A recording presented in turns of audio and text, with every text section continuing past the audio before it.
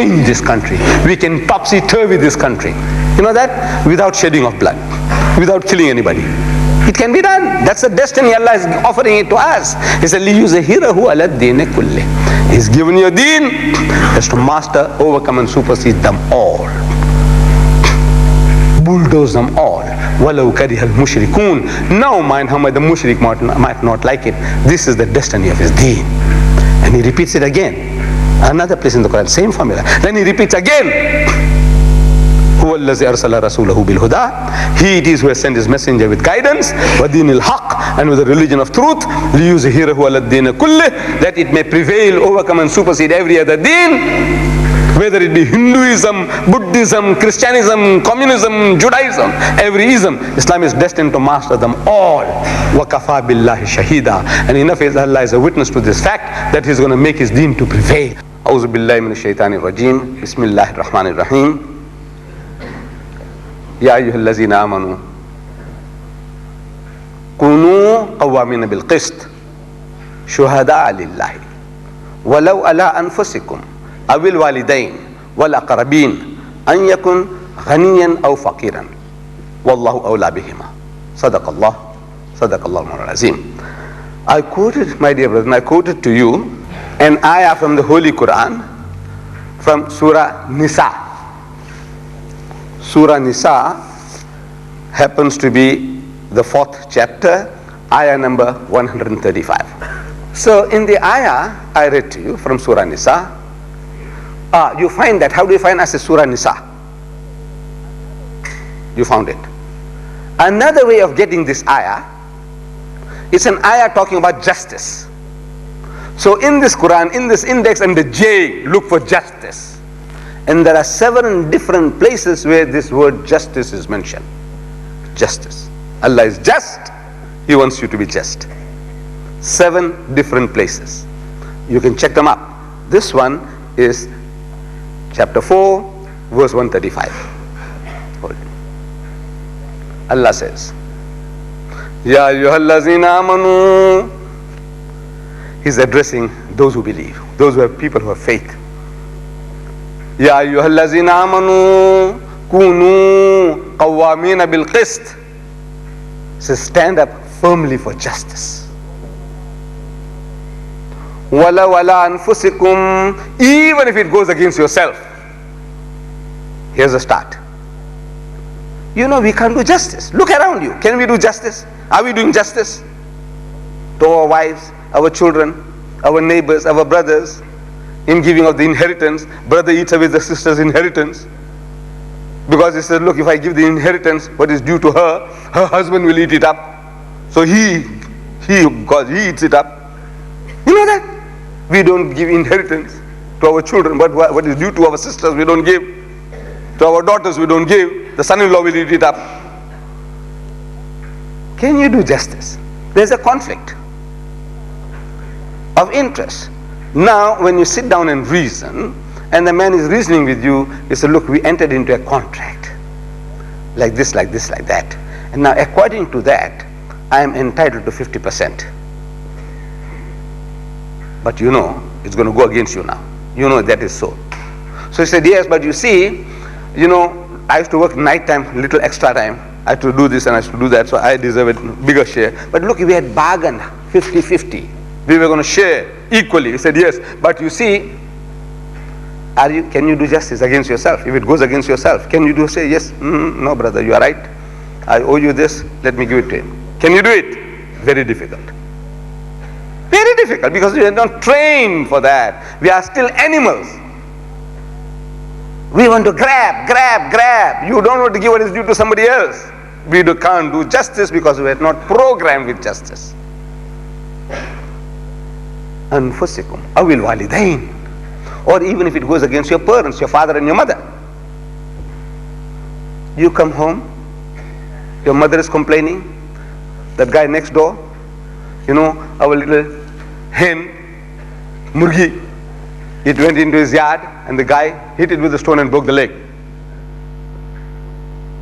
Our hen, murgi, you know, poultry, he broke the leg. You are now worked up into a frenzy. You want to go and fight that fellow, no? Yes.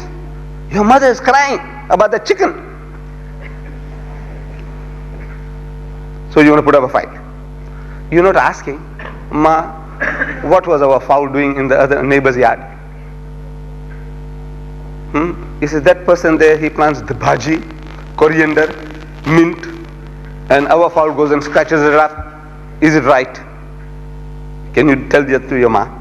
You're going to take her part. Your ma is crying, you must go and fight for her.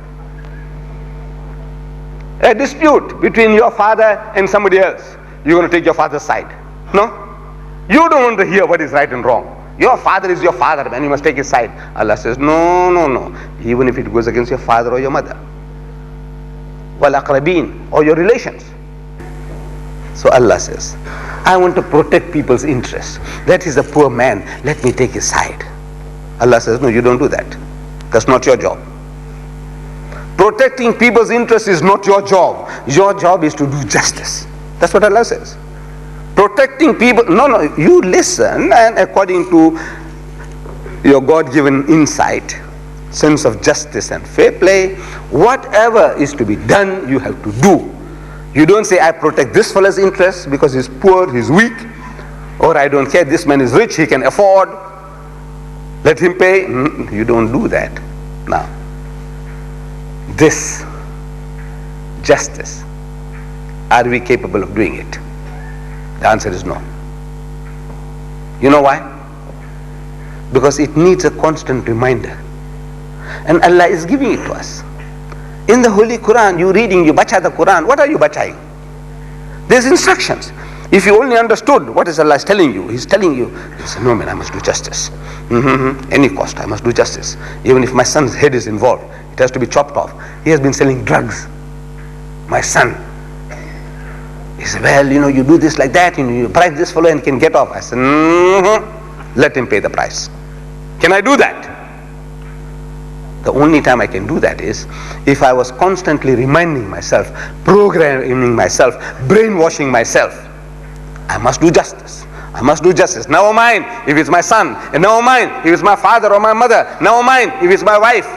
If I keep on telling myself, reminding myself, Allah's kalam, wallah, you'll be able to do justice. Otherwise, it doesn't work. Just for reading, for recitation, beautiful. When I get lawyers coming to my office, lawyers, I show them this beauty of the Quran. He will appreciate the man who is studying law. So I open the book for him. Anybody comes along, what's your profession? The guy says, a journalist.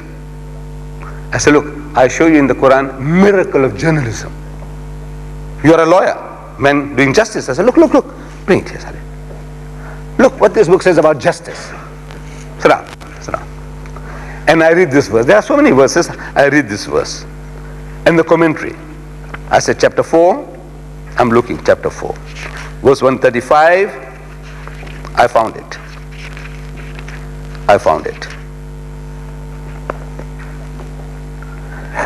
Allah says, O you who believe, stand out firmly for justice as witnesses to God. Justice is Allah's attribute, and when you stand up for it, you're standing for God. He gives you a commentary, this man. Listen to his English. The substance of the message and the language that he's using. He says, justice is God's attributes. It's an attribute of God. Allah has got 99 names, and one of these names is Al-Haq. He is just. Says justice is God's attribute, and to stand firm for justice is to be a witness to God. This is to witness to Allah. You stand for justice is standing for Allah, even if it is detrimental to our own interests, as we perceive it. We think is going against our interest. Wallah, it's not. You do justice and you feel hurt that I have to now shell out 100 rands, 1,000 rands has to go. You think it's going against your interest, self-interest, as you see it. Allah says no. As you see it, but it's not going against your interest. It will be in your interest to do justice. How Allah rewards you in many different ways for you having done justice. What benefits you're going to get in the future? That you are a man who can stand up for justice. You find the whole world will come to your door. Like our Nabi Kareem sallallahu alayhi wasallam, even before Nubuwa, the title that they gave him, As-Sadiqul Wa'dul Ameen. If you go for Hajj, those of you who have been for Hajj, you go to Medina, the tomb of our Nabi Kareem sallallahu alayhi wasallam, and there are grills, metal grills, on which are inscribed La ilaha illallah al-malikul haqqul mubin Muhammadur Rasulullah as-sadiqul wa'dul ameen. Again, 10 times this verse is repeated there. 10 times. Or is it 15? I have the picture of that in my office. I counted it about 10 or 15. There are 3 grills, 5, 5, 5. La ilaha illallah al-malikul haqqul mubin Muhammadur Rasulullah as-sadiqul wa'dul ameen. As-sadiqul wa'dul ameen is not from the Quran. This is the tribute that the mushriks of Makkah paid to him. Is as-sadiqul wa'd, a man who fulfills his promises. Al-Amin, the truthful, the faithful, the trustworthy. Just, the man is just. Even if it goes against our own interests as we conceive them, or the interests of those who are near and dear to us. According to the Latin saying, let justice be done though heaven should fall. But Islamic justice is something higher than the formal justice of the Roman law or any other human law. It is even more penetrative than the subtler justice in the speculation of the Greek philosophers. It searches out the innermost motives, because we are to act as in the presence of Allah, as if Allah is present. He's a witness, He knows what is in your heart and mind. Now you open your mouth, you're thinking that Allah is listening. He knows what is going through your heart and mind. It searches out the innermost motives, because we are to act as in the presence of Allah, to whom all things, acts and motives are known. He continues on what I've already said. He says some people may be inclined to favor the rich because they expect something from them. Some people may be inclined to favor the poor because they are generally helpless. So these are your consideration. The man is helpless, help him. The guy is rich, so my butter is buttered that side. Bread is buttered that side. Because they are generally rich. Partiality in either case is wrong. Be just, without fear or favor. Both the rich and the poor are under God's protection as far as the legitimate interests are concerned. But they cannot expect to be favored at the expense of others, and He, Allah, can protect their interests far better than any man. All this you're getting in this book. Language, philosophy, language, philosophy, right guidance, understanding. When you read this and you talk about this, it changes your life. It must change your life. That's the purpose of the book, is to change our lives. But we read it for sawab, for blessings, and I believe, wallah, I believe that Allah will give you sawab. But you see, we are bargaining with Allah very cheap. You are getting something in return very cheap. You're bargaining for 10 to 1. When you can get million to 1, do business with him, million to 1, bighayra hisab, without account. You know that you can do business with him, no counts. How? You read with understanding, and that motivates you into action. A millionfold reward. Do that type of business. You don't have to keep count. He is a good accountant. He's got his accountants with us, but we say he is the most perfect accountant. Nothing can go wrong. Your niyyah is right, is getting credited. On the day of judgment, you will get everything more than what you deserve. 100-fold reward, 1,000-fold reward, 1,000,000-fold reward for all the little things that we have been doing. Our salat, our zakat, our hajj, our sawm. For everything, more than what you deserve. And when everything is given to you, a mountain size blessings, then another Himalayan, like the Himalaya, another heap of blessings. Say, Ya Bari Ta'ala, what is this for now? Look, I can see, all right, I have been praying, not too good. My mind was not always there, but I'm grateful that you accepted all those weak salats of ours. What is this really? Our fasting, what is it really? Our zakat, our hajj, what is it really? Really speaking, according to his absolute standard, what are they? Nothing, wallah, nothing. They are acts. We are just putting up acts, good acts. Allah accepts. He knows that we are weak. He accepts. But for that, He has given you a millionfold reward for that. And now another Himalayan heap of blessings. So, Ya Bari Ta'ala, what is this for now? So these are for your good intentions. Can you imagine? Your good intentions. A man came to you. He said, we're putting up a masjid. I need some help. Please help us. How much?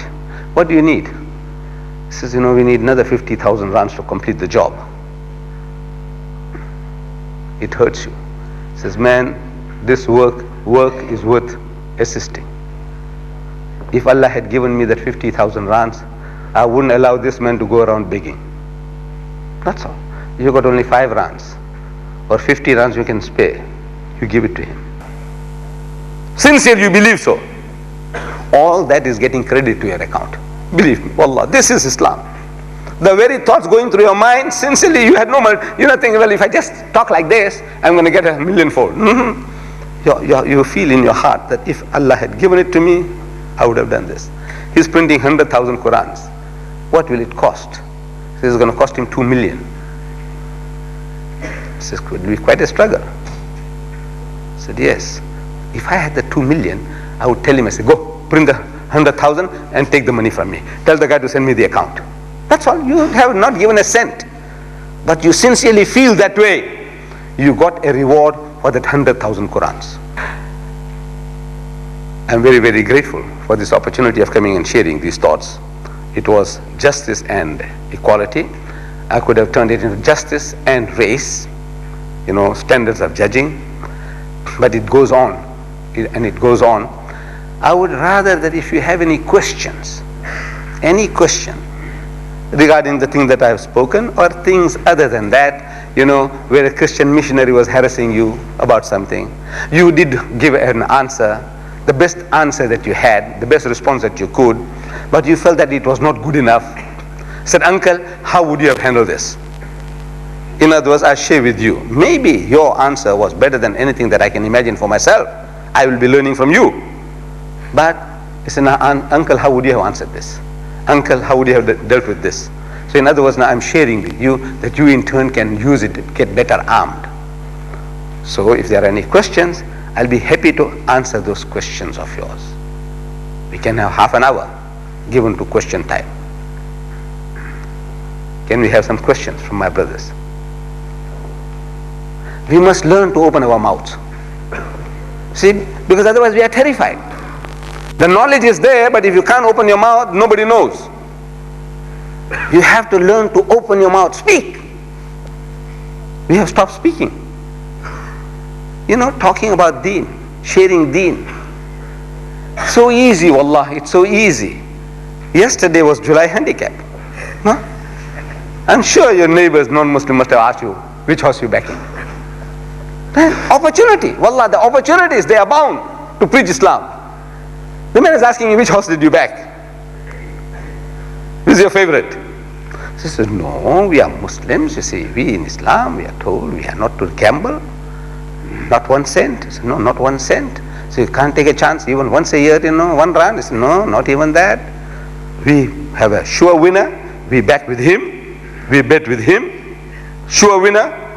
And he's telling us, مَثَلُ الَّذِينَ يُنْفِقُونَ أَمْوَالَهُمْ فِي سَبِيلِ اللَّهِ. The similitude, the example of him who spends his substance in the way of Allah, كَمَثَلِ حَبَّةٍ أَنْبَتَ سَبْعَ سَنَابِلَ. Is that of a grain of corn, you plant, you get 7 cobs. And fi kulli sumbulatin miyatu habba, and everyone 100 grains. Look, 700 to 1. No bookie gives you that odds. You know that? No bookie. 700 to 1, and it doesn't stop even there. Allah doesn't stop with 700 to 1. He said, Wallahu yudaifu liman yasha, Wallahu wasi'un alim. And he gives manifold increases to whom he pleases. He can reward you 1,000,000-fold. I do my betting with him. In his way, I give, I spend, and I know I'm a sure winner. So, any excuse, how you get started. That's your job, that's our job, the job of the Muslim. This is a perpetual job, it's not a job for the professionals. Ahmed Deedat must do the job. Sheikh Najjar must do the job. Sheikh Nazim must do the job. What's wrong with you? No, but Allah won't ask you. Why didn't you preach like Ahmed Deedat? Why didn't you argue and debate like Ahmed Deedat? He won't ask you that. He'll only ask you according to your capacity, your understanding. Did you do the job? And if we can say, Ya Bari Ta'ala, to the best of my ability, I tried, it's good enough. Wallah, it's good enough. He won't ask you, why didn't you do like Deedat? Why didn't you compete with Deedat? No. You, according to what you know, did you? So, come, my dear brother, anything that you want to know, don't be shy. Come forward. I'm your brother, elder brother. You share with me, I share with you. Yes, brother. I ask you, there's nothing in connection with what we spoke now. Yes. We want to know what is the attitude of the Islam, Muslim population, in connection with this controversy from the Eid al-Adha. Yes, yes, yes. Thank you. You see, my brethren, I keep on telling wherever I go in the world, I am a specialist. You know what's a specialist? The man who specializes. Right? When you are sick, you go to the general practitioner. And he sees something, it's beyond his grasp, your sickness. Then he thinks, man, this guy's got some skin sickness. He sends you to a skin specialist. This guy, I think he's got some cancerous growth. He said, now you go along for some way and you have this thing done, and you know, specialist. This is the world of specialization. Now you go to the specialist and you ask for some simple problem. He said, look, go and see a general practitioner. This is the world of specialization. I have specialized in dealing with the Jew, dealing with the Christian, dealing with the Hindu, dealing with the atheist, the agnostic, the guy who said there is no God. That's my field. Now when you ask a man something regarding his field, he feels happy and proud to share it with you, because now he's shining. You see, he's brilliant. You ask him some way about which he's going to fumble now. You know, actually what you're doing, you're degrading him, because now I have to come down and apologize. I said, look brother, you say, look man, this is something beyond my understanding. I don't understand. I don't know how to solve your problem. You have to go to your sheikhs and imams. And the best way to me, this problem, look, I don't know. I was telling somebody, might be cynical. I said, you know, where are the giants of these two sides? There must be two leaders. One says this, one says that. I said, you know what we should do? Lock them in a room. These two guys. And said, you fight it out. Either with your mind or with your fists. And the guy who comes out alive will follow him. Look, no more, wallah, no problems whatsoever. If you do that, but nobody will listen to me. This is my philosophy. I said, look, lock them up in a room, the giants of the both sides, whoever these controversialists are, lock them in a room. He said, now look, you guys, you fight it out. You come to some agreement, or you fight it out with tooth and nail, and the guy who comes out alive will follow him. Wallah, they won't have any conflict. No brother, this is beyond my capacity. This is for the alims, the learned men, they must. Because if I start putting my nose into everything, the job that I'm doing, I'm involved in, nobody is doing that. Nobody is doing what I'm doing. Am I right or am I wrong? Now I'll be taken off. Now I'm fighting everybody, because now here 50-50, I'm sure. 50-50. If I say this guy is right, 50% my enemies. If I said this side is right, that's 50% of my, what am I doing? I want you all to help me at the Good Hope Center tomorrow. Not to now, I can't. I haven't got the wisdom of Solomon. You know Solomon alayhi salam? He was very wise. I am no Solomon. Just one like you. I said, leave me in peace in the work that I'm doing. In that work, bring me problems. Because you're doing me a favor. If I haven't got the answer, you're doing me a favor. I don't like it. That I confess, look, I haven't got the answer for that. That this Jew said you this, and I don't know what to say. This Christian said, why are you circumcised? What's all this? What do you want to do? You think Allah needs that? Come to me, talk to me, I'll give you. If I can't, I feel ashamed of myself, I will find the answer. Not today, tomorrow, I'll find the answer, help some other people somewhere else. So you are doing me a favor, making me to think. But these problems, brother, are beyond me. Forgive me. Yes, brothers. Deedat, Yes, brother. I saw in last night's, I think, newspaper regarding the statement there that Brother Deedat speaks about the problems of South Africa generally with the race problem and Islam to solve the problem. Yes. How does Brother Deedat see that? That's correct. You see, I think I had made a statement that the solution to the problems of South Africa, this racial problem, only Islam can solve. Everybody must become Muslim. I know it sounds like a far-fetched thing. Imagine, you say this guy is, daydreaming or what. But Allah is telling you in the Quran, He has given you a deen, a way of life. He said, لِيُزْهِرَهُ عَلَى الدِّينِ كُلِّهِ. A deen, a way of life that is to master, overcome and supersede them all. Bulldoze them all. And I believe that. Allah tells me that, and Islam gives you the solution. There is a problem of race in this country. Biggest problem. Racism. We are all racist, you know that. To some degree. We might not be as bad as a white man, but we can't say we are free from that sickness. Nobody can say. The Malay, he feels he's better than the colored. No? Yes. Don't lie. The Konkani feels he's better than the Malay. No? In your heart and mind. Maybe we don't say so. This is the nature of man. All of us are like that. We are all sick. We are all sick. Some more sick than the other. Solution. Allah gives it to us in the Quran. We make everybody to accept that. And we program ourselves with that. That sickness will decrease. Allah says, Ya Yuhannas, O mankind, Inna khalaqnakum min zakarin wa untha. So most certainly, we have created you all from a single pair of a male and a female. وَجَعَلْنَاكُمْ شُعُوبًا وَقَبَائِلًا. And it is we who have made you into nations and tribes. What for? To discriminate against one another? No. He says, Allah says, لِتَعَارَفُوا, that you may recognize one another. These are convenient labels. This Ahmed is a Konkani, this Ahmed is a Malay, this Ahmed is a Surti, this Ahmed is a Nigerian, this Ahmed is a Zulu, this Ahmed is a Xhosa, this Ahmed is a Bura. No, these are convenient labels. So we can recognize, look, your forefathers invented it. The Malay. These surnames you carry, how did you carry? Same. For identity. You see, the white man enslaving your great-grandfathers, brought them from Indonesia, from Malaysia. You can't even practice, you can't even pray like this. So you have to do things in secret, in hiding. This man's house, that man's place, that farm, that day, you have to run around like wild bucks. That's how you did it. But when you meet in those conditions, to bacha the Quran, Yasin Sharif, Allah's names, you want to know who's who. You say, what's your name? You say, Yusuf. And you? Say, Ibrahim. You? Dawood.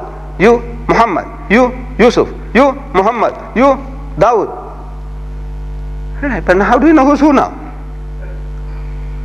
We're talking about this Yusuf. So which Yusuf? I said that Yusuf. So which one? It's a guy who worked for Fenter, man. So he becomes Yusuf Fenter. That Muhammad, he works for Hendrix. Hendrix has enslaved him. Is Muhammad Hendrix. Can you see that? For identity. Now we have to give Yusuf. How many Yusufs? We had to give the identity. We said, look, this is Yusuf Hendrix, this is Yusuf, and this is Johnson. Yusuf Johnson, and this is Yusuf. So that is how convenient labels you created for yourselves to recognize one another. Allah Bari Ta'ala on a global scale, He created convenient labels, different people, so we can recognize them. But we all have a sickness. Who is better among the lot now? I say we, my nation, my nation. I'm a Surti. We say we are the Aryans, a master race. We conquered India 5,000 years ago, my forefathers. My nation belongs to that Morarji Desai, the guy who was ruling India, Prime Minister. Nehru's nation, that's my nation. If I was not a Muslim, I'll be boasting, I'm an Aryans, Arya. So this sickness is there. For 5,000 years, the thing is there. We are being programmed. 5,000 years, the same sickness. We are better than the other fellow. In my village, our villagers, every villager feels he's better than the other villager. There's a river in between. I won't give my daughter to the guy on the other side because that's like a foreign country. On the other side of the river, Salt River, one side is another nation, another side is another nation of Malays. Can you imagine? This guy on the west side, he won't give his daughter to the guy on the east side. That's how we were in India. So this is there. Everybody feels. The German feels he is topmost. The Englishman feels he is topmost. The Buddha feels he is the topmost. Everybody feels he is the topmost. You know that? This is the sickness of man. This is how man feels. To give him happiness, consolation. So what are you going to do about that sickness? So Allah is telling you, he says, no. These are all false standards. Standard acceptable in His sight? He said, Inna akramakum indallahi atqakum. Most certainly, the noblest in Allah's sight is he who is the best in conduct. Not black or white, not Konkani or Malay, not Arab or Ajam, the best in conduct. So this is the only standard. He says, don't drink. Now, it doesn't say you Indian Muslim mustn't drink. No. It says the whole of humanity. Don't touch that abomination. It's an abomination of Satan's handiwork. Don't gamble. It doesn't say the Muslim mustn't gamble, the others must. It says, no. Nobody. People don't gamble. So in other words, a happier community. No drinking, no gambling, no fortune telling, no idol worship. So Islam has a solution to the problem of race. Nobody has it. No other nation, no other system has the problem of race. Islam has the solution. So I said, look, accept Islam. In Medina, before our Nabi Kareem sallallahu alaihi wasallam, he said his sacred feet, they were the Aus and the Khazraj, two tribes. And these tribes were on the verge of exterminating one another. Fighting over little things, killing one another. They were all Arabs, they are all Quraysh. But they are two different tribes. They're killing one another. Until our Nabi Kareem sallallahu alaihi wasallam, he said his sacred feet in Medina, and he offered them Hablillah, the rope of Allah. Allah says, وَأَعْتَصِمُوا بِحَبْلِ اللَّهِ جَمِيعًا وَلَا تَفَرَّقُوا. Hold fast to the rope of Allah. What is this rope? You see from dangling from heaven? No, Allah's kalam, the Holy Quran, that's the rope Allah wants you to hold on to. Once you all, drowning humanity, all of us, when you hold to that, that becomes your common denominator. Your mutual support will save you all. Go to the book. We are not going to the book. All of us, we are not going to the book. The book of Allah. Who are we going to? To our leaders. We have our heroes. You know that? My heroes are from Jalalabad. So what that guy says, I accept. The guy from Rawalpindi, what he knows about Islam. The guy from Al-Azhar, what he knows about Islam. The guy who comes from qualified from Al-Azhar, he said, this Hindi fellow, what does he know about Islam? This is the sickness. We got our own heroes. We are hero worshippers. We are not worshipping Allah, we are worshipping our heroes. Therefore, that strife, all this problem is hero worshipping. You go to Allah's kalam, sincerely, all together say, look, let's see what Allah says. And wallah, you'll find the answers there. And even if you make a mistake, Allah will reward you. 2 rewards. Or 1 reward. You make a mistake sincerely, you go to the Quran and you misunderstood and you applied it. Not for mischief making, but you misunderstood, you applied it. Allah will give you 1 reward for that. If you applied it right, He'll give you 10. There's no punishment. On the day of judgment, He'll say, look, deedat, you had it all wrong, man. My Lord, he says, look, I didn't know. So what was it? He said, no, it was like this. Not the way you understood. Wallah, no punishment. If mischief was not your intention. But I want to create mischief, I want to create division, I want to create people to follow me against the other fellow. How can I create strife that people have to now take sides? That is shaitanic, satanic, devilish. We will be punished for it. Forget the heroes. Go to Allah's kalam. It becomes a common denominator. Then we can talk. So what does Allah say on this subject? What does Allah say? Let's have a look. Is there an ayah about this in the Quran? Allah says yes. Says let's have a look. And Allah has given you intelligence. You read it. He says no man, it makes sense. This is the answer. What do we do with Rushdie? Go to the Quran. Allah tells you what to do. But no, I have my heroes. Should I follow this fellow or that fellow? If it appears that I'm following that guy, then he's the enemy of my hero. So I can't agree with him. I must agree with my hero. What does he say? Now that means you have to go on the day of judgment. Allah will put us with our heroes. If he goes to hell, you'll have to go to hell with him. No. Here the answer is there. The solution to our problems is here in Allah's kalam. Wallah. And there is nothing wet or dry that is not in the book of God. Allah says. Everything that you want, that you need is all there. But you don't know the book. I'm asking people. I delivered a lecture. That do you know that crucifixion is in the Quran? I said, come on, put up your hands. How many of you know? That means you know from reading the Quran that crucifying a person, if the person has done certain mischievous things, that person can be crucified. Very horrible death. You know, like they say what they did to Jesus, we can do to anybody. For certain mischievous behavior, beliefs, we can crucify the man. Ahmed Deedat or Saleh Muhammad or whoever. For certain crimes, the guy deserves to be crucified. If we had the power and the rule, we say Allah says so, this guy deserves to be crucified. I say, how many of you know that in the Quran, this is the type of punishment that you can mete out to certain types of people who commit certain sins, crimes? Please put up your hands. You know, there was only one person. Only one person in that whole huge audience in the masjid. Only one person, he said he knew that such a thing is in the Quran.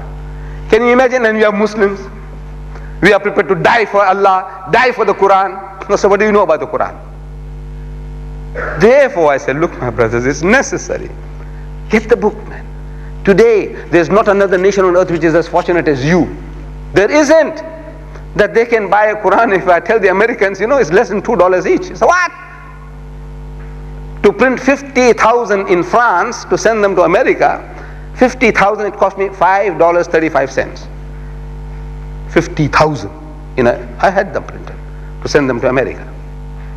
How much they're selling? They're selling for $5. Then I'm telling them, I said, look, these black Muslims, that's how you, Afro-American Muslims, the new converts. I said, look, if they are prepared to buy 1,000 at a time, give them for $3.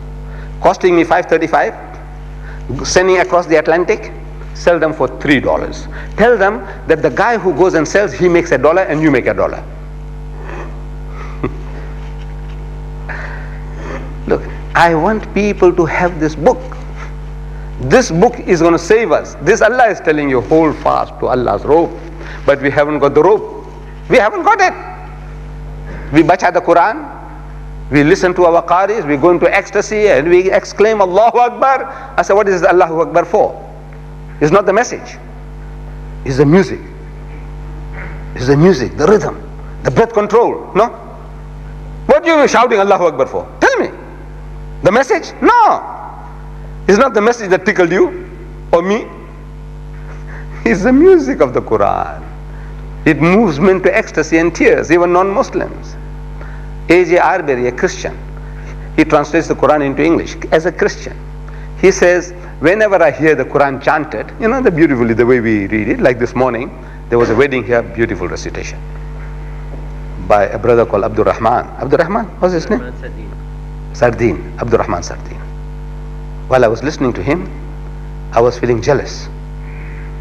I said, this fellow, Saleh Muhammad, why didn't he ask this fellow to read tomorrow night in the Good Hope Center? Then after everything was over, I'm asking him, who's that fellow? He said, this is the fellow who will read tomorrow night. I said, alhamdulillah. Beautiful, wallah, beautiful recitation.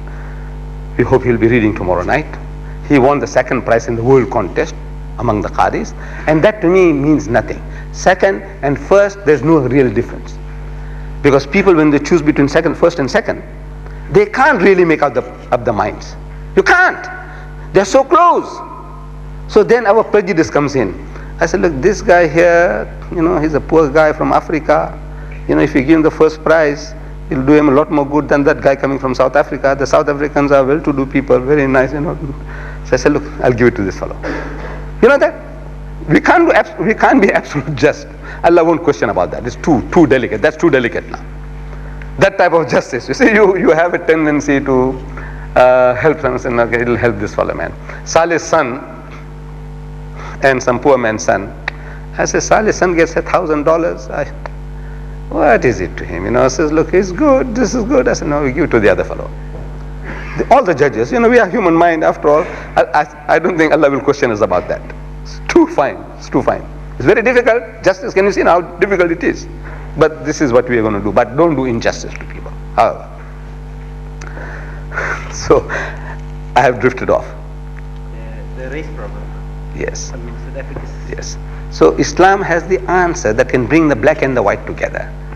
The Muslim colored and the Christian colored together. The Indians, Hindus, Muslim, Christian, all, only Islam can bring them together. The Jews and the Christian and the Muslims, only Islam can bring them together. So I said, this is the only solution to the racial problem of South Africa. Come and talk to me. Have you got another solution? Bring it. We want to hear. What have you got? We know the mess you have made already. This is. So, that was it, my son. Somebody asked here. This is it. So Islam has the answer to that. But then the Muslim fellow jumps in. You know that? The Muslim jumps into the newspaper trying to ridicule. I say, you Muslim? And you're a Maulana? Means a Sheikh. You doubt what I'm telling? You are a Muslim? Look, let the Hindu come forward fighting me. Let the Christian come forward. Let the Jew come forward. Let the Buddha come forward.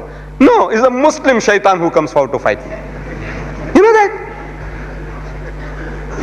Where is hurting you? Why should you come to fight me now? Ridicule me for what I'm telling you. But now, sickness. You see now, deedat fellow is going to get his name. Deedat says this. Now you must contradict deedat. Yes, my brothers. Yes. Mr. Deedat said last night and tonight that we can buy the Holy Quran and give it to our Christian brothers. Yes. According to what we know and we practice that we must have it. Right. Who do Holy Quran? Yes. How do we give it to them? Right. I will answer that. The question is, those of you who haven't heard, you see, the idea is that we ourselves, we do not hold the Quran without wudu. We must be in a state of taharat. Maybe a married man, you had sex with your wife, next morning or after that you can't hold the Quran. You must have a complete bath. These are our regulations. We must uphold them. Then what about the non-Muslim? How can you give him when he doesn't wash his backside?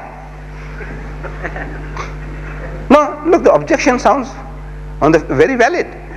Allah tells us in the Quran, La yamassuhu illa al-mutahharun, so none shall touch it except those that are pure. When we are not in a state of purity and when we can't touch it, that guy, is he pure? He's not. How can he touch it? I said, look, your reasoning is very good. But there are two standards of judging. One is, you and I are bound by a constitution. You have to follow that constitution.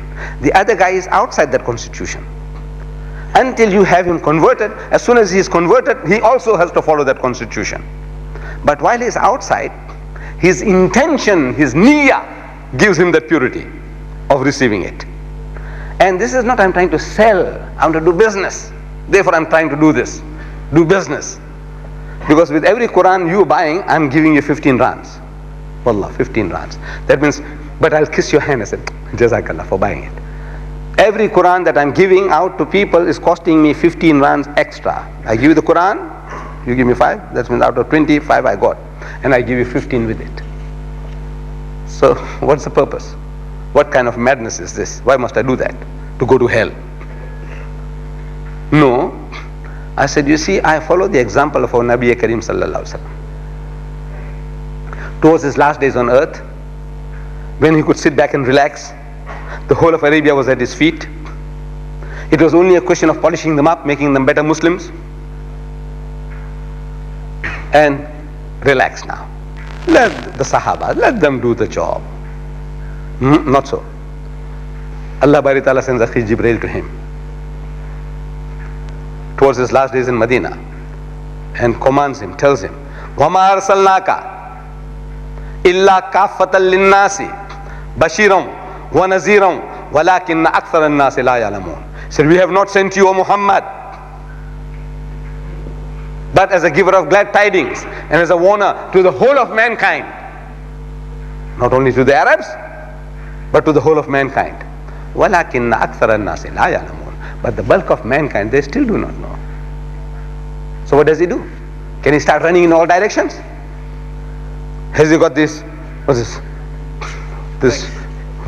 This tax machines, this TV, BBC, ABC, America, PBS, what has he got? Nothing. Nothing. What is he going to do? So what he had, he did. He called the scribes, people who could read and write. He said, come. He dictated 5 letters to the Emperor of Persia, Emperor of Constantinople, the King of Egypt, the King of Yemen, and the Negus of Abyssinia. 5 letters on 5 scrolls, something like skin, like parchment.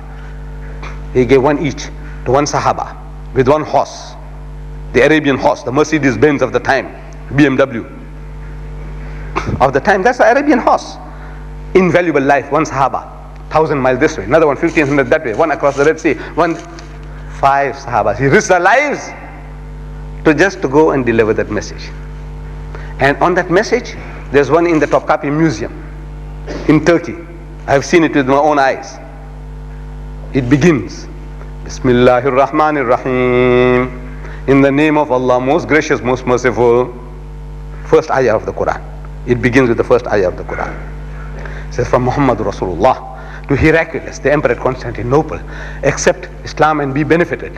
Then another ayah from the Quran, قُلْ يَا أَهْلَ الْكِتَابِ تَعَالَوْا إِلَىٰ كَلِمَةٍ سَوَاءٍ بَيْنَنَا وَبَيْنَكُمْ أَنْ لَا نَعْبُدَ إِلَّا اللَّهَ وَلَا نُشْرِكَ بِهِ شَيْئًا وَلَا يَتَّخِذَ بَعْضُنَا بَعْضًا أَرْبَابًا مِّن دُونِ اللَّهِ فَإِن تَوَلَّوْا فَقُولُوا اشْهَدُوا بِأَنَّا مُسْلِمُونَ. Then he ends in his own words and his seal. 5 letters went out like that. Allah's kalam, He is giving it to the non-Muslim. Those people had no taharat whatsoever. They didn't wash the backsides. You know that? Our Nabi didn't say, look, you go and ask the fellow. He said, look, did you have a bath? He said, no. Go, ghusl and come. No. He said, look, go and give it all respect. This is what our Nabi did. So, if you giving the Quran, if you are in trouble, you are in good company. If Allah will choke you up, you'll have to choke up His Nabi as well. Because He set as an example. This is what He did. So this purity, La yamassuhu illa al-mutahharun, is on a different level. And you ask the alim, there are alims, they tell you, no, you can't give. Because it's Arabic script. That makes it holy. Alright? You can give a translation. The same fellow will tell you, you can give translation. It's alright. There are 10 million Coptic Christians in Egypt. Egyptian Christians who speak Arabic as the mother tongue. They are the original people of Egypt. These are converts to Islam. All the Egyptian Muslim, 40 million are converts from Coptic Christianity. You didn't know that? Before Islam reached Egypt, what were they? They were Coptic Christians, all. So the majority of them became Muslim, and those that remained behind, today there are 10 million Coptic Christians in Egypt. I'm asking this Sheikh, this alim, ask him, what translation will you give him? Afrikaans?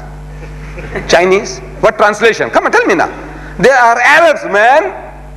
What translation? He said, no, I can't give you Arabic. I must give you Zulu. Does it make sense to you? Lunacy, man, lunacy. Now tell me, I said, look, here, 10 million there. In the Lebanon, there are Arab Christians. There are 15 million Arab Christians in the world. Tell me, what translation will you give them? What translation? Tell me. If our Nabi was there, say, no, we can't give him this Arabic Quran, we must have it, somebody translate it in Chinese and then give it to him. Is that what he will do?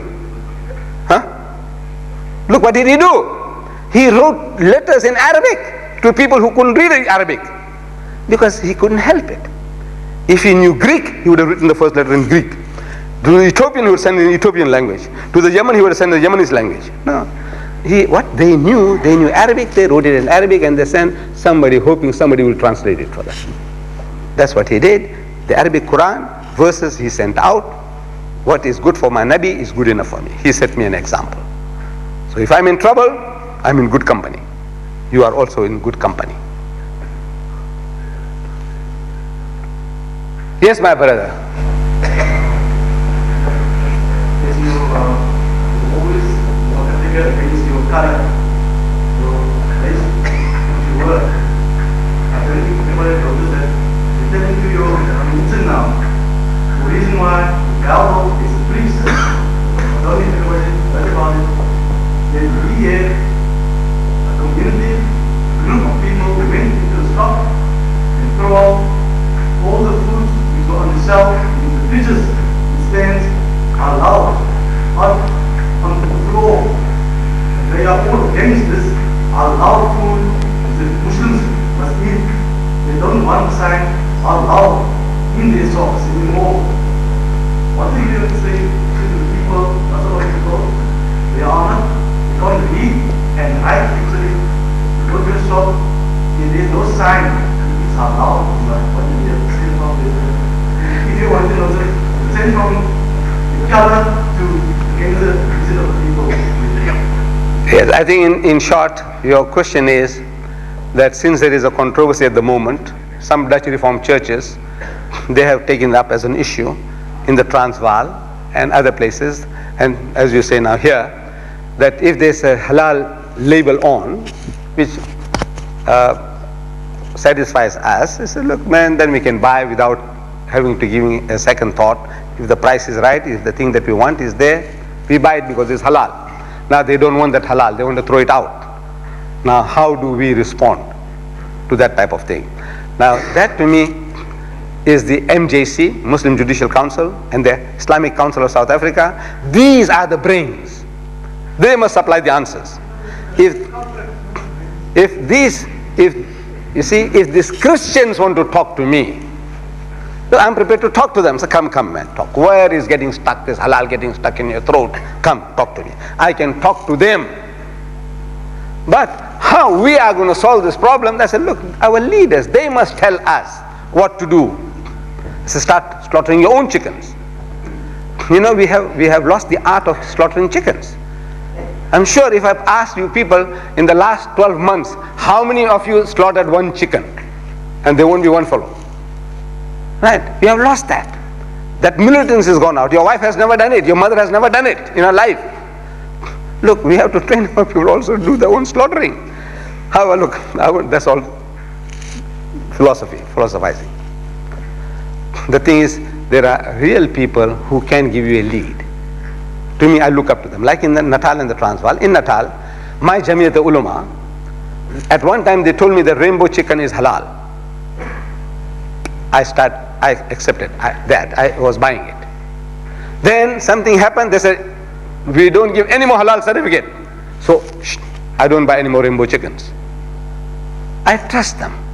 Because I know my alims, you can't buy them. You can't bribe them. They can make mistakes. They can make wrong decisions, but you can't buy them. So if my alim, I have trust in them. There are so many other things I fight and argue and debate, like the Quran issue. I'll argue and debate with them. But halal and haram, no arguments. He tells me rainbow chicken halal, I said right. He said, but how can you slaughter so many 100,000 in so many hours? How can you do 10 a minute or 20 a minute? I said, look, please don't burden me. The burden is on the heads of our alims.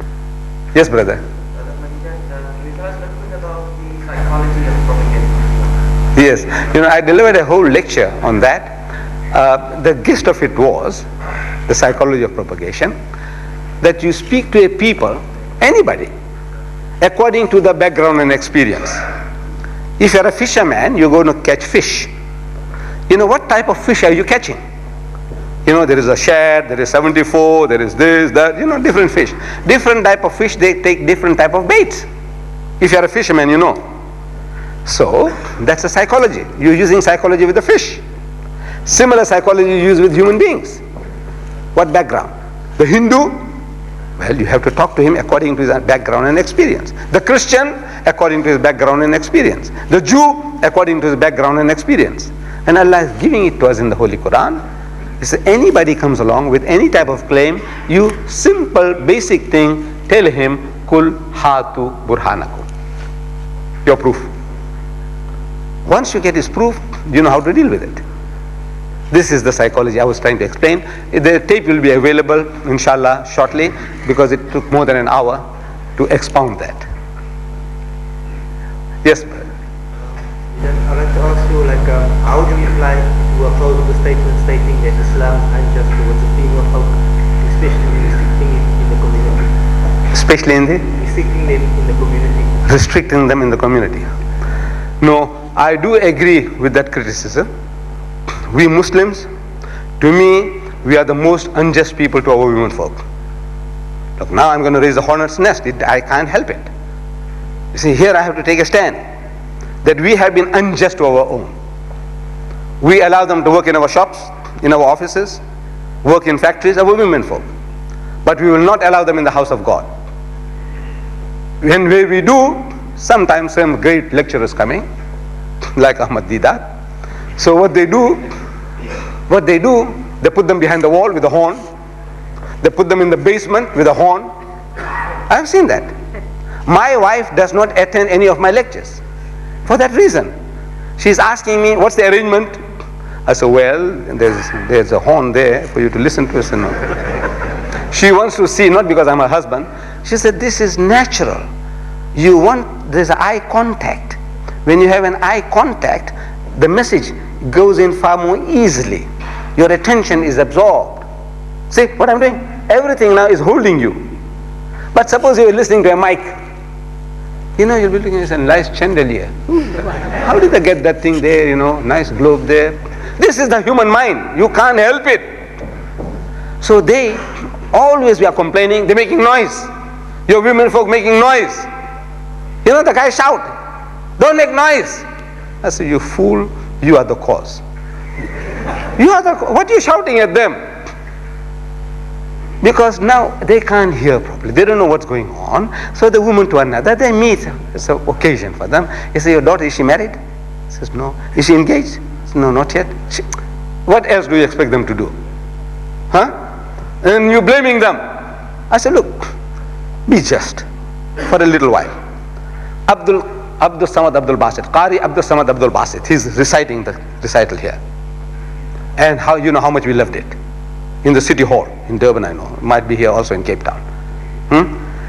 Now, we say, now the women folk mustn't be there. Okay? Where? They say, well, we'll put them in an adjacent room, right? Then they'll listen to the horn, right? I say, what about you for a change going and listening to that? Let the ladies sit and see the fellow and listen to him. So, no. Why? Your wife will fall in love with him? Huh? She'll run away with this fellow?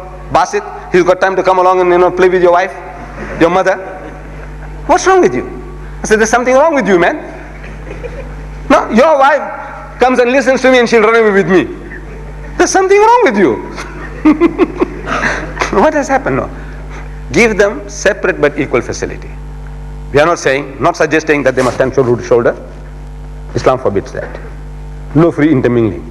But give them separate but equal facility. Create it, man. Today we can create anything that you want. A mezzanine floor. Today, I went and offered one of the masjids in Krasi Park, was it? Yes. Lotus River. New masjid, beautiful. No, not as beautiful as this. They're struggling. And I saw that they made some arrangements for ladies with brickwork. That the ladies, they can't see the speaker. I said, look, what you do, you put a glass one way that only the ladies can see the imam. We don't want the imam to see them. I told them, I said, we don't want the imam to see them. The poor fellow will be distracted.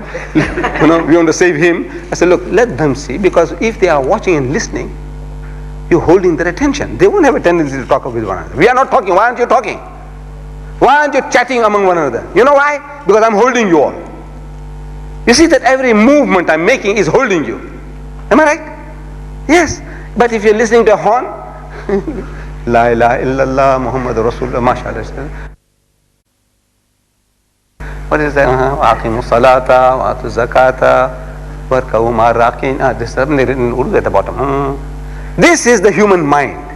You can't help it. Wallah, you can't help it. So we have been the most unjust of people to our own. I have to confess.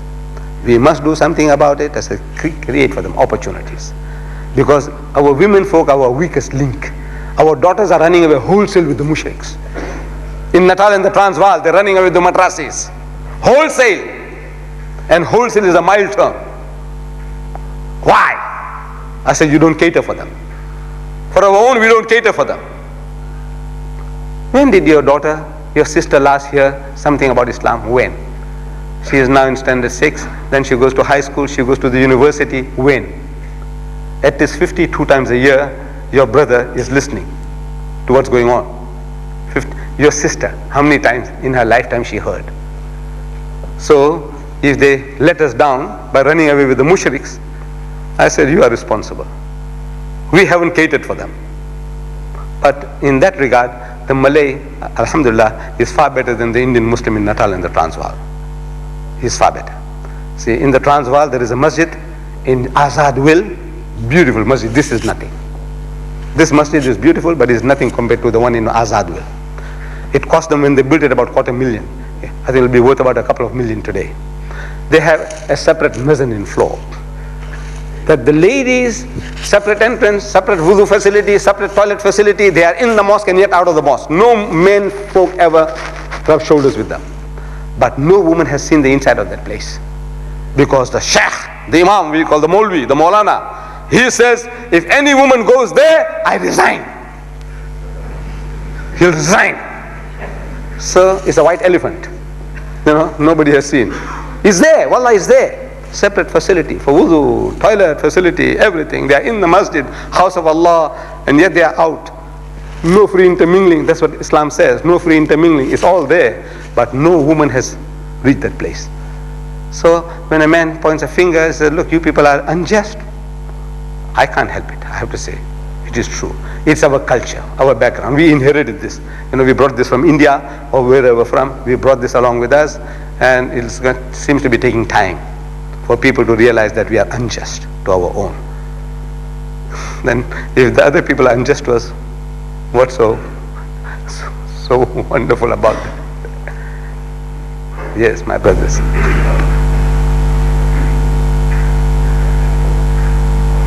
Yes, my brother. You say that the Christians, this new president that they've got now, this reborn president, like the reason on Wednesday night. What was the question? You got it? About the reborn Christian? Yes. Oh yes.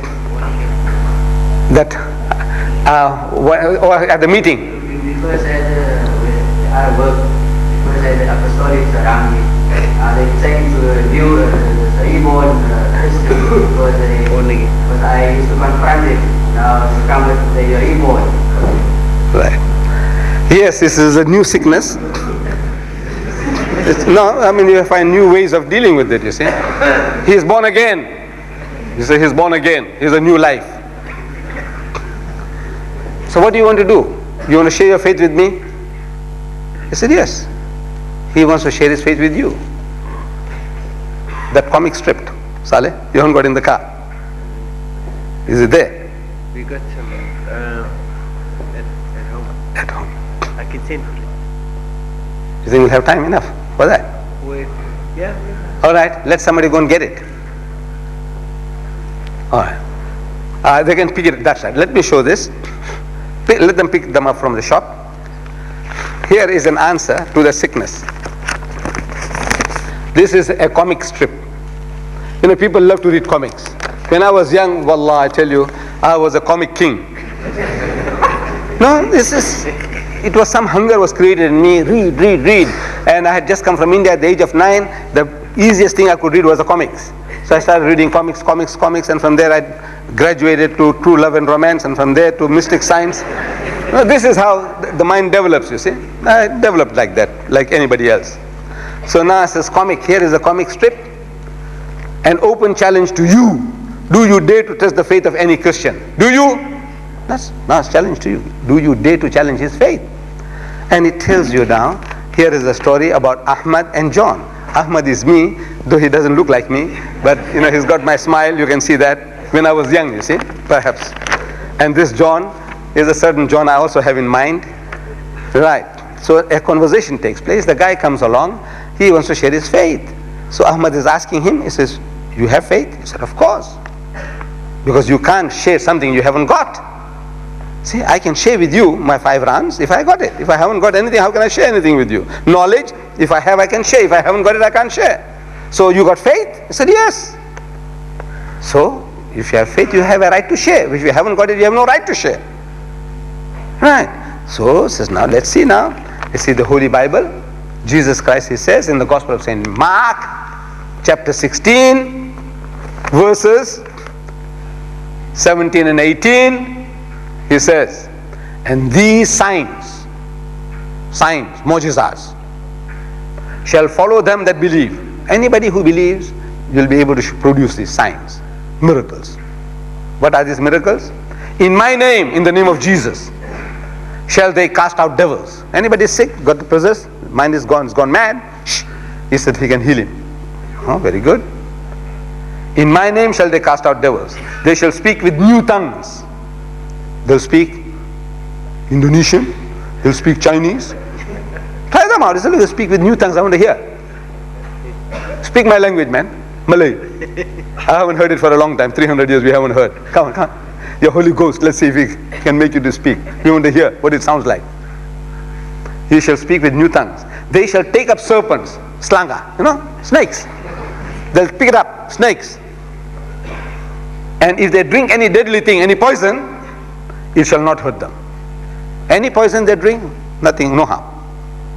I'm sure you got some poison in the house. Some cockroach killer, spray, ant killer, have something. He said, look man, this is what your book says. This is what Jesus said. If you have faith, you should be able to do all that. Come on, I want to test you. Before you give me what you got, I want to know whether you got it, that faith. And you see how he runs like a dog, beaten dog with a tail between his legs. He'll never darken your door again. This you owe it to yourself in absolutely free. Go and pick it up from Rossmead supermarket. When you're passing, you don't have to buy anything to get this. And the other booklets, you don't have to buy anything to get them. Wallah. If they make it a condition, you telephone me. I'll fly down. I want to put my brother right. No, this is free. But you, my brother, you won't do homework. They don't even have to go inside the shop. It's outside. It's outside. But you, my brothers, you see, you all are here to be entertained. You are here, I'm telling you, you are all here to be entertained. And I'm entertaining you. You don't mean business, wallah, you don't mean business. If you mean business, here is a weapon I'm giving you. Every lecture I'm giving you a weapon. Go along, use this, master this. You want to do karate? You have to go through the same exercise 100 times over. You know that? I did boxing, same, straight left, how many times? So it becomes a reflex action without you thinking. Without thinking. If the guy, now it has come to a position that either he gives it to me, I give it to him. I give it to him first.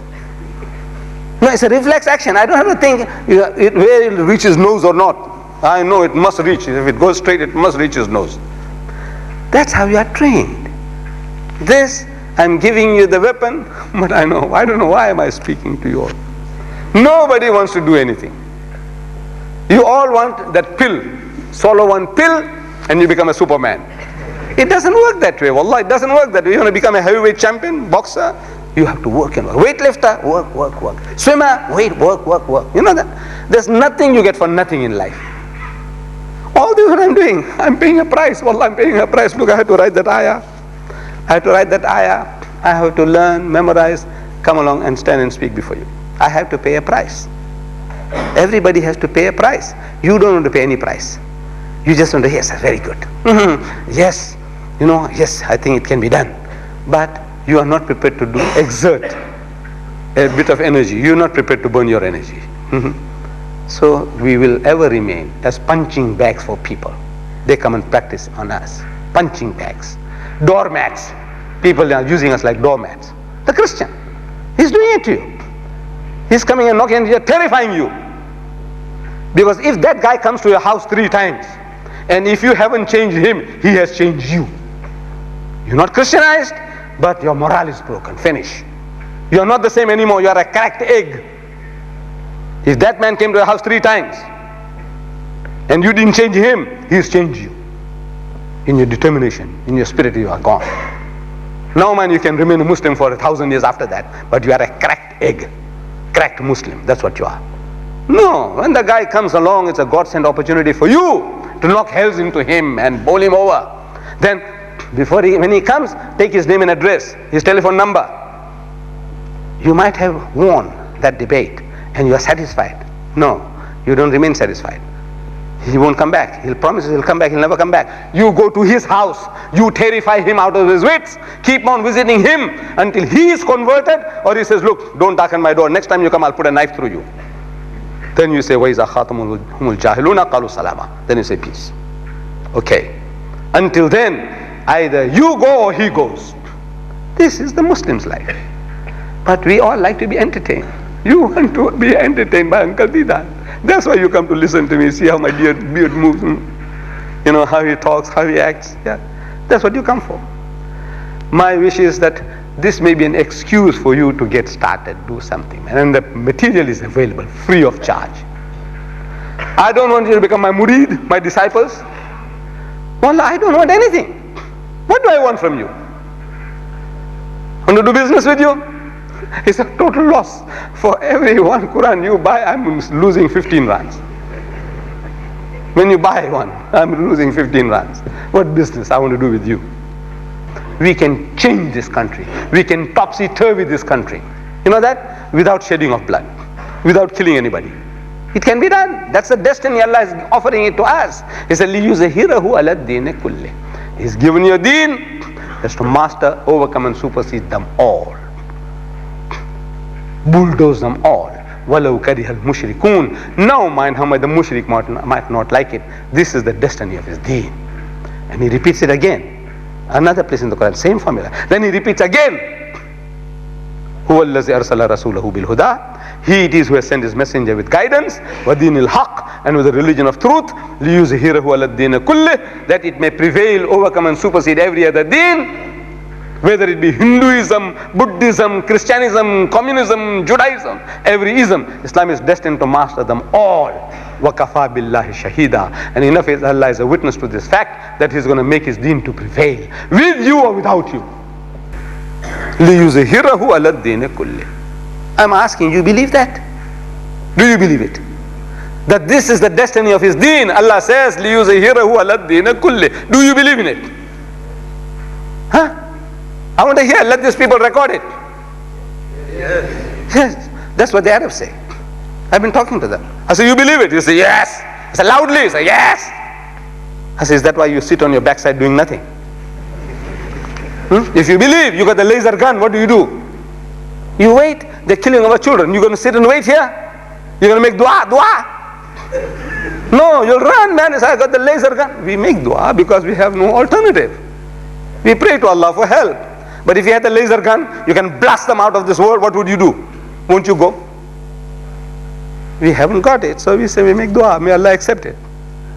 This is the reason. But if you believe, you go for it. You don't sit on your backside reading the Subhi, Subhanallah, Subhanallah. That won't help you. You have to arm yourself. Go out, change the world. Wa akhiru da'wana alhamdulillahi rabbil alameen.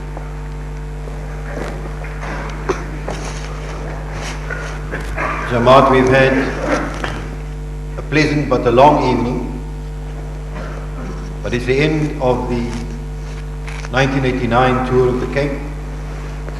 I ask of you a few minutes more. While the people were questioning and while Uncle Ahmed was speaking, I'd just like to reply to somebody about the question of the Dutch Reform Minister and arguing about the halal stamp on the tins or on the food. The Christian who brings that to you, say that's not a problem. In this morning Sunday Times, Those same Dutch Reform people have put a stamp elsewhere. They've put a stamp on their church, it must remain white. Check this morning's paper. So they're worried about the tin food, their place of prayers is not open to all races. Then somebody raised the question, which is currently burning Cape Town to pieces. I only have an appeal to make. That appeal is, at this point in time, regardless of what the outcome is going to be on the 13th and the 14th, my appeal is, please let us respect the dignity and the sacredness of the unity of the Ummah. That is important. The other evening, a Christian missionary came up to the platform, very well spoken, very well trained, psychology, everything. And you know, he reached the point where I thought, this is it. He said, I challenge you, Mr. Deedat, and I thought, this is it. Because Brother Ahmed Deedat has extended the challenge to the Pope already. He has met personally with Jimmy Swaggart. Also to Billy Graham. No response. There was no response to it. But now I thought he was going to challenge him. I challenge you to a debate, or I challenge you to meet Billy Graham. He said, I challenge you to listen to Billy Graham. This I also would like to share with you. In the debate with Jimmy Swaggart, if you practice, use that paper and practice on the first person, you will make your mistakes.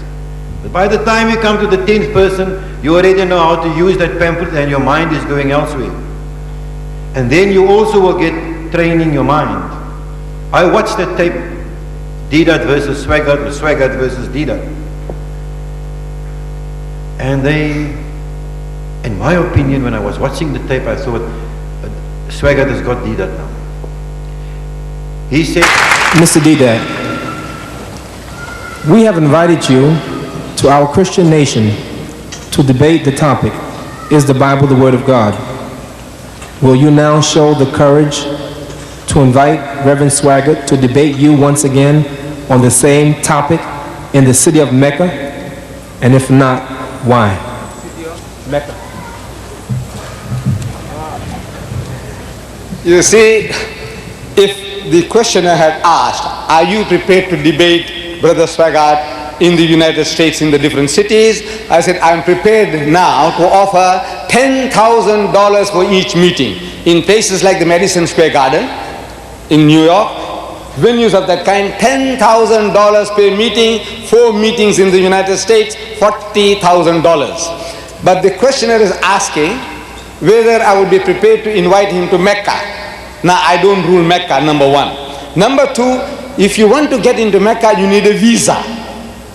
When I had to come to the United States, your government forced me to get a visa. And I went through the process of acquiring that visa, and I'm here.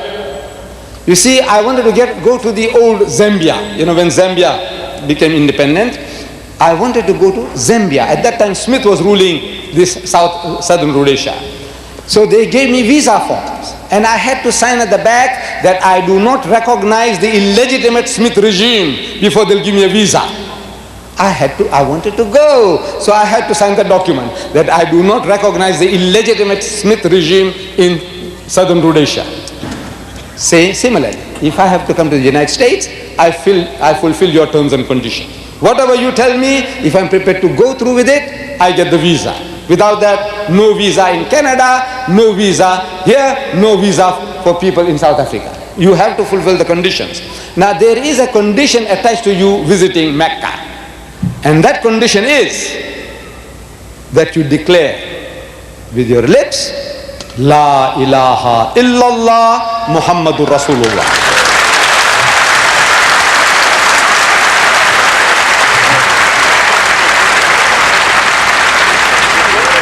The meaning is that I believe that there is but one God, not Father, Son, and Holy Ghost, not Jesus, that God. I believe in the one and only God, Allah, which is His name, and that Muhammad is the last and final messenger of God. You fill that condition, you are welcome to come to Mecca.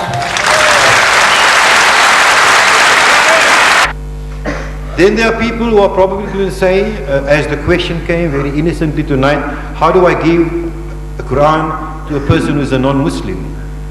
There are similar people going to say, how can you advertise the reading of the Quran on Mnet?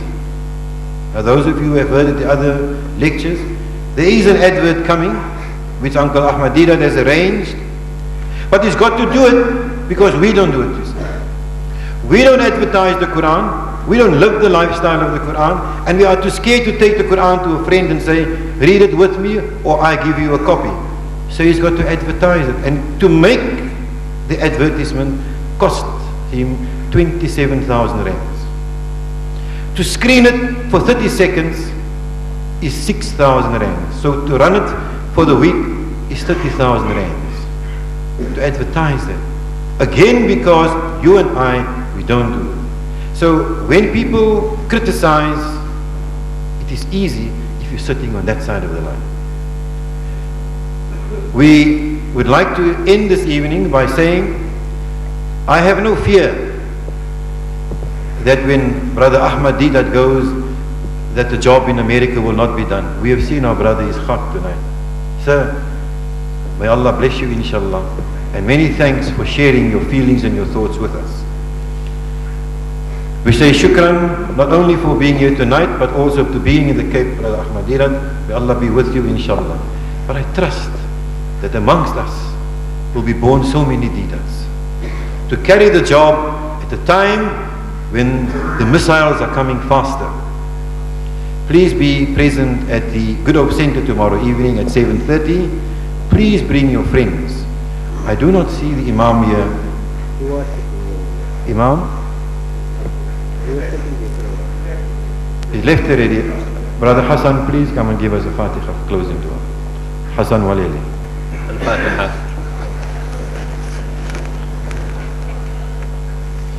اللهم صل على سيدنا محمد وعلى آل سيدنا محمد وأصحابه وبارك وسلم. آمين آمين.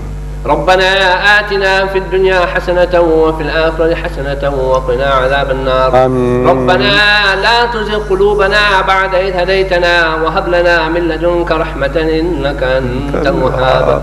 ربنا اغفر لنا ولإخواننا الذين سبقونا بالإيمان. آمين. ولا تجعل في قلوبنا غلا للذين آمنوا ربنا إنك رؤوف رحيم.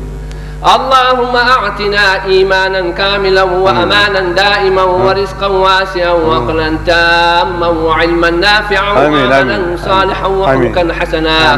اللهم أعطنا عزة وصحة وراحة وفرحة وقوة لعبادتك وأعطنا معرفتك يا الله بحرمة القرآن العظيم والنبي الكريم وعلى آله وأصحابه أجمعين. اللهم اكتب السلامة والصحة والعافية علينا ولعبيدك الحجاج والغزاة والمسافرين والمرابطين والمقيمين والحاضرين والغائبين آمين في برك وبحرك من أمة محمد صلى الله تعالى عليه وسلم يا رب ناذرين ومتمتعين. آمين آمين. قال الله تعالى في شأن حبيبه إن الله وملائكته يصلون على النبي. آمين آمين. يا أيها الذين آمنوا صلوا عليه وسلموا تسليما. اللهم صل على سيدنا محمد وعلى آل سيدنا محمد وبارك. اللهم افتحنا بالخير. آمين. واختم لنا بالخير. آمين. واجعل عواقب أمورنا بالخير. آمين آمين. بيدك الخير إنك على كل شيء قدير. ألا إن أولياء الله لا خوف عليهم ولا هم يحزنون الذين آمنوا وكانوا يتقون. سبحان ربك رب العزة عما يصفون وسلام على المرسلين والحمد لله رب العالمين. ما شاء الله.